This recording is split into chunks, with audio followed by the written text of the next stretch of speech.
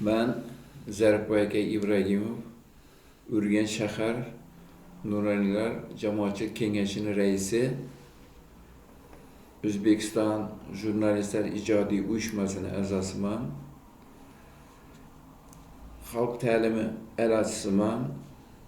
Mana keyingi paytlarda Urgen shahar oila va mahallani qo'llab-quvvatlash bo'limi boshlig'ining o'rinbosari hisoblanaman. Shu kasbda faoliyat ko'rsatyapman. Mana keyingi paytlarda ijtimoiy tarmoqlarda Solixon domlaning chiqishlarini ko'rib, ozgina ko'nglimiz ranjiganday bo'ldi. Bu domlaning bilar bilmas aytgan gaplari, domlaga xos emas gaplari mana tiniq suvga bir tomchi siyohni tomizganday butun fikrimizni o'zgartirib berdi. Bu domla oldin mana shu O'zbekistonning tarixini, ayniqsa Xorazm tarixini bilmaganligi mana o'zining so'zidan ham yaqqol ko'rinib bilinib turdi. Mana aytyaptiki, mana ayollari shu bo'ladigan bo'lsa, uni erkeklari nima bo'lar edi? Domla, siz bu Xorazm ham O'zbekistonning bir bo'lagi. Bu Xorazmning tarixi necha ming yillarga ketgan. Dunyoga bilim o'chog'ini yoqqan al-Xorazmiylar, al-Biruniyga zabon bergan diyor ham mana shu bo'ladi. Mana keyingi Zamaxshariylar, Najmiddin Kubralar bu Xorazm farzandi-ku. Jaloliddin Manguberdining davrug'i butun olamga mashhur. Butun musulmon olamini saqlab qolib, mana shunday bir yaxshi ishlarni qilganini dunyo e'tirof qilyapti. Uni avlodi bo'lgan mana Sayfiddin butun musulmon olamini saqlab qolgan buyuk ajdodimiz-ku. Buni domla hammadan yaxshi bilish kerak. Mana Iroqqa musulmon davlatiga borib, Makka-i Madinani bosib olishga intilayotgan paytda Sayfiddin chiqib, musulmon olamini saqlab qolgan xorazmlikmi shu? O'zbekiston, hozirgi O'zbekistonning avlodimi shular? Bu domlalar nima esiga kelmaydimi ekan bu?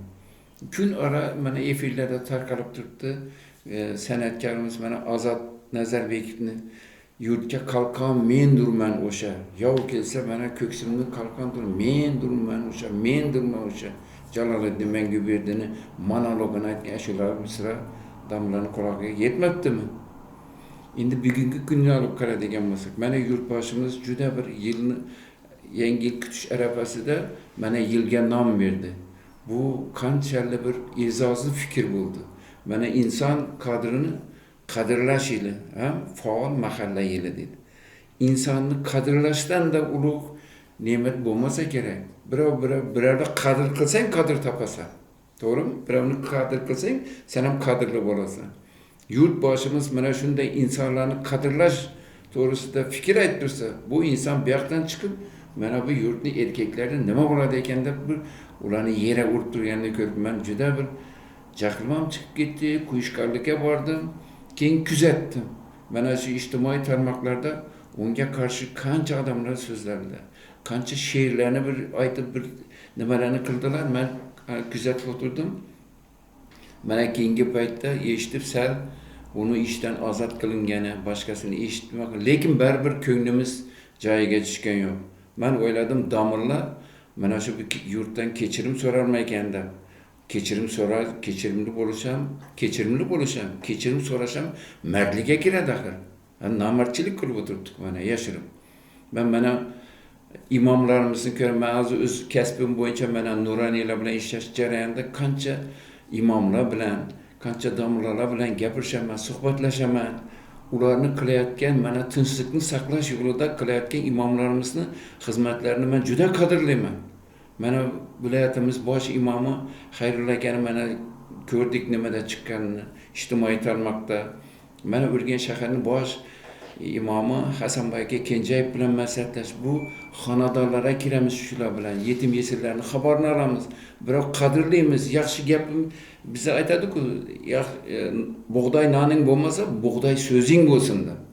Mana shunday qilib, mana prezidentimiz birovni qadrlash to'g'risida jon kuydirib turganda, buni bir ekmagan yerdan yana chiqqan bir yovvoyi o'tding bir balo bo'ldimi, bilmadim bundan bundan. Xorazmni mana san'atkor yurt deymiz, hamma yaxshi biladi. Xorazm desa darrov san'at ko'z oldiga keladi. Buyuk hofizimiz Kamoljon Taniyozovning juda bir ashulasi bor, yaxshi ashulasi. Buni Otajon Xudoga shukur va ijro, boshqa san'atkorlar ham ijro qiladilar. Mana shu ashulasi bor. Qancha dono bo'lsang ham har joyda sen o'ylab gapir deydi. Mana Xorazm shu ashulalarni hali bir eshitib nimada qo'yib beramiz unga. Qancha dono bo'lsang ham har joyda sen o'ylab gapir deydi. Kishida zarracha nuqsonni ko'rsang, sen darrov borib aylab quloq, unga to'g'ri yo'l ko'rsatib, har xil misol aylab gapir. Avvalo o'zing aybing tuzat, so'ngra o'zingni maqtab gapir deydi. Ben ana aytdim mana so'zim boshida shoirlar nima bir keksa u ko'p zamondan bir shoirni to'rtlik she'ri yodimdan tushib ketdi-da shu paytda. U paytlardan ham bo'lgandir imomlar. Hali bir nafsini tiyolmagan, boshqa qilmagan, bir badnom ishlarni qilgan bo'lishi mumkin. U hamma kasbdan ham bir shunday bo'ladi, boshqa. Shu paytda esiga qarang, nima deb yozgan shoirni endi ismi ham kerakmi, bilaman, ismi kerakmi. O'tgan zamonlarda bo'lgan. Rangini ko'ring bu badnomoni dedi.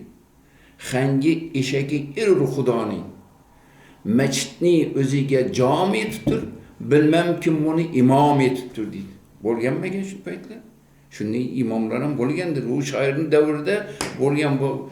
Endi men uni shaxsan Salixon domlaning o'ziga aytayotganim yo'q. Lekin bu ko'ngliga olmasin.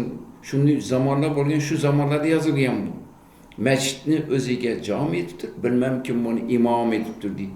Mana bir imomchilikdan ketib o'tiribdi. Kim buni imom qilgan? Kim ko'rmay buni savodini boshqasini tekshirmay imom qilgan? Nimaga bu yo'ldan ozib ketgan? Ozgan bo'lsa bir og'ziga qarab gapirish kerak axir bu.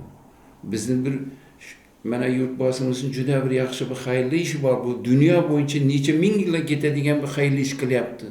Bu Xorazmda Jaloliddin Manguberdining eng katta haykali. Shunday qilishni ko'tarib Jaloliddin Manguberdi ortda shu dushmanga, hozir dushmanga kurashayotganday aks etib turibdi. Bir haykalda 3-4 xil ma'no bo'lishi kerak. Ha bu Salixon domlalar kesin bu Jaloliddin Manguberdining qilichini ko'tarib turganini kesin ko'rsin, shu qilich kallasiga tushmasmi ekan shu odamning. Xorazm to'g'risida O'zbekistonda butun og'zaqalachilik deydi Xorazmda. Bu nimalarni qo'zg'ab berish nimasi deydigan odam bu jamiyatga kerak emas bunday odamimiz.